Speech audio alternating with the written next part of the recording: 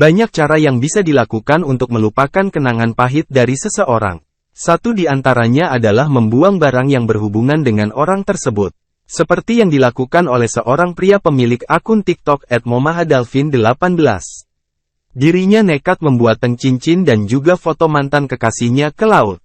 Video dirinya membuang cincin dan foto mantannya dari atas kapal itu viral setelah ia unggah di akun TikToknya. Dalam video itu, terlihat Alvin berada di atas kapal yang tengah berlayar di tengah laut. Tangan kanannya memegang kotak cincin warna merah.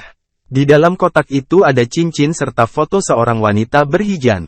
Namun wajah wanita itu ia tutup dengan jarinya agar tak kelihatan jelas. Ia menutup kotak itu lalu melemparkannya ke laut. Biarkan semuanya hilang terbawa derasnya ombak laut. Semoga tidak ada lagi cerita yang datang menghampiriku. Terima kasih sudah pernah hadir, tulisnya. Video ini pun mendapat banyak komentar dari para netizen.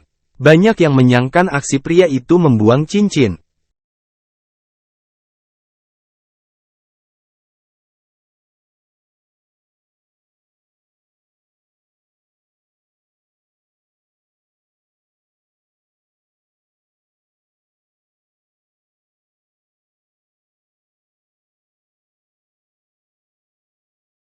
Download Tribun X sekarang, menghadirkan lokal menjadi Indonesia.